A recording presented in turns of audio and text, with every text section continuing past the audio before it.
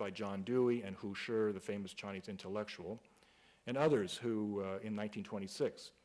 The film's producer is Wang Go-wang, an art scholar and collector who also narrates the film. There are several things to note. One is the film's effort to use Zhang's art as a way of introducing Chinese painting to the general American audience. In attempting to instruct, the film focuses on matters which were unusual to audiences at the time.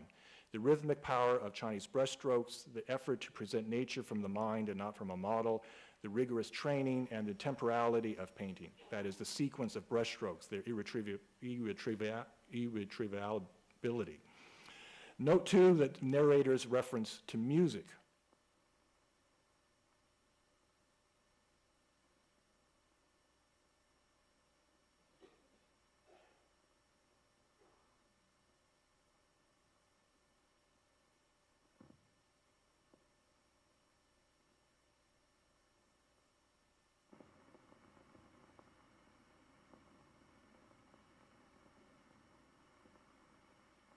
For centuries, the Chinese have loved birds and flowers.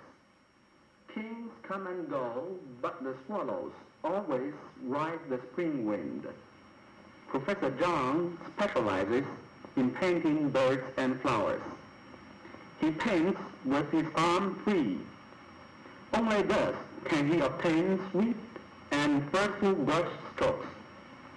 Only thus can he preserve a beauty of momentum in his work. Through physical freedom, the mental freedom materializes. As an appetizer before the main course, Professor Zhang lets loose his brush to bring out 2 baby chickens within half a minute. This film is taken in actual speed.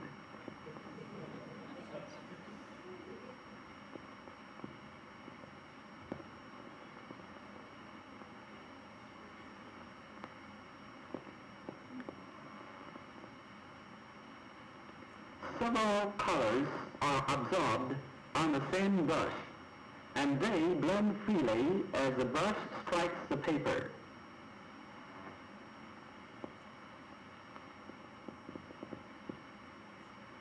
Somehow, the Chinese painter breaks the emptiness of a white paper with the same effect as a singer breaks the silence with a song. No singer tries to correct the words already flown into the air. No Chinese painter attempts to retrace a stroke already laid clearly on the paper.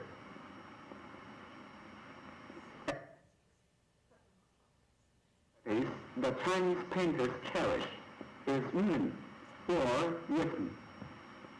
That is rhythm in placing the thick part and the thin part naturally.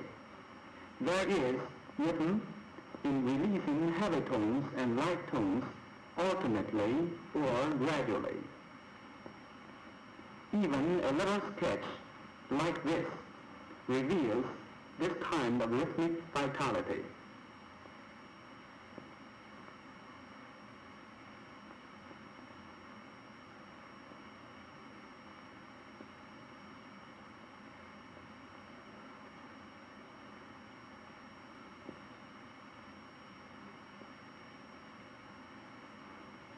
Now, Professor Zhang starts on this second demonstration, or the main course. Let's see what is on his mind. He is now laying 2 cornerstones for his flat-built house. Here, a Chinese painter works as an architect. The growth of a painting must be in perfect order, so that every succeeding stroke grows on the stroke laid on paper before. The order of building is prearranged in the artist's head. This is one secret of Chinese painters. This is why a painting flows out of the brush so fast, yet so orderly, so conventionalized, yet so natural. One marvels at the possibility of a Chinese brush when one witnesses this. It seems that all the leaves and flowers were prefabricated, only brought on the paper to be assembled into a painting by the magic of a brush.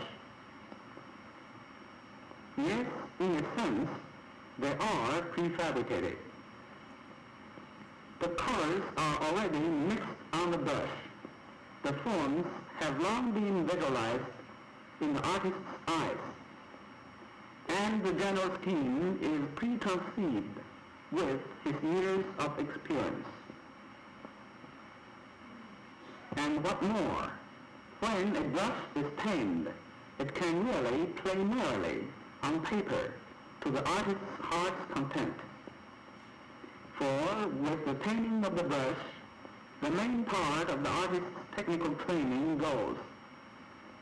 No wonder Chinese usually refer to someone's painting as someone's brushwork.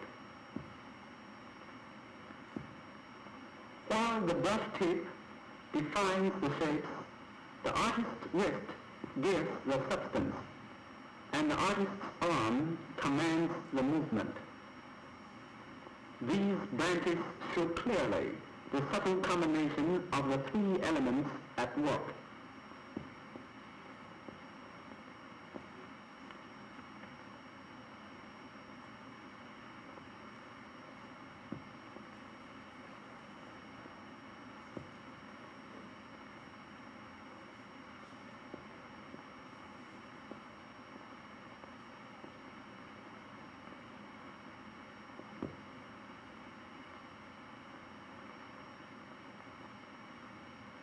Through contemplation, the Chinese painter sees the simplicity of nature. Look at this simplified yet enlivened little bird. Why should we, with a life already too much burdened, ask for every feather and every nail?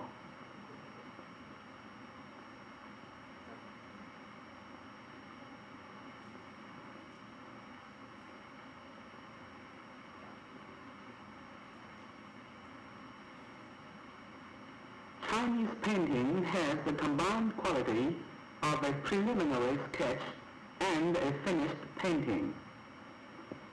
Many people enjoy the spontaneity of a sketch, while many others prefer the fineness of a completed work. With happy brushwork, a Chinese painting usually captures both qualities.